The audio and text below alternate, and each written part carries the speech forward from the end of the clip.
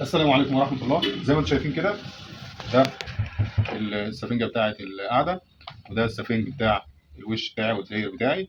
ماشي. طبعا احنا عايزين نجيبه دوران، دوران يعني بومبي، عشان خاطر ما تبقاش السفنجة عدلة او فيها حز زي اللي فوق ده كده. ماشي. فبنعمله ايه؟ بننزله السفنجة ديت تحت السفنجة الأساسية بسنتي كده. ماشي. وبعد ما بنعمله كده بنبقى جايين عاملين كله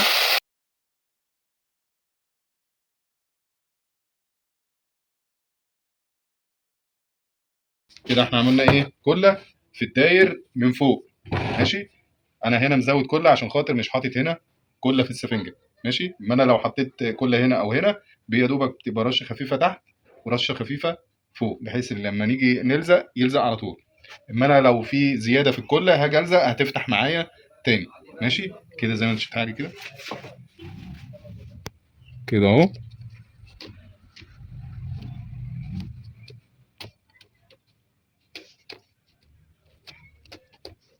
نلزق الحرف على الحرف.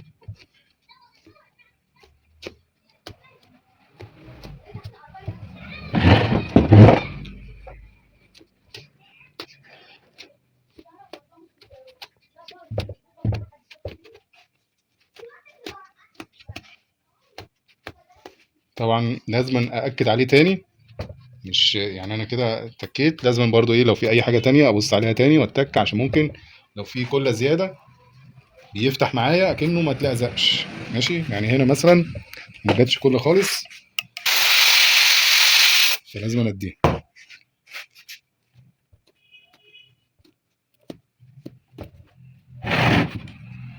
كده. دي اخر ايه حاجه في اللزق.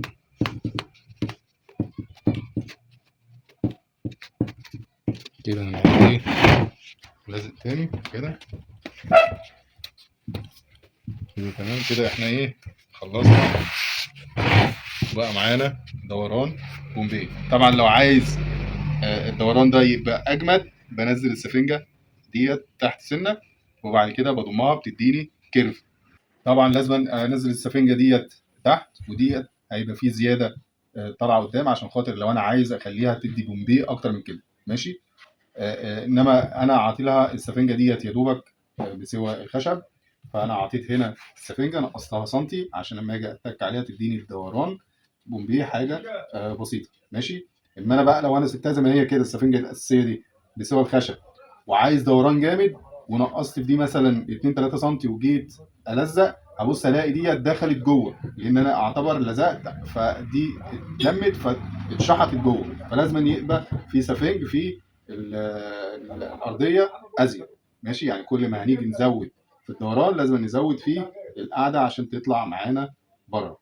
تمام. عشان لما نيجي نعمله دوران يبقى الدوران جاي وماشي مع الخشب. اما انا عامله يا دوبك على الخشب، لان انا هاخد يا دوبك شفه السفنجه بس عشان اكسرها تديني الشكل دوت، عشان لما اجي اشتغل القماش بتاعي يديني الشكل البومبي، غير لما انا اشتغل على طول فهيبقى في حز بتاع السفنج، ولو شديته من غير ما اشيل الحز ده الشد هيبان برضو حز السفنج، لان الزاويه او التسييفه ديت بتعمل حرف في القماش. السلام عليكم.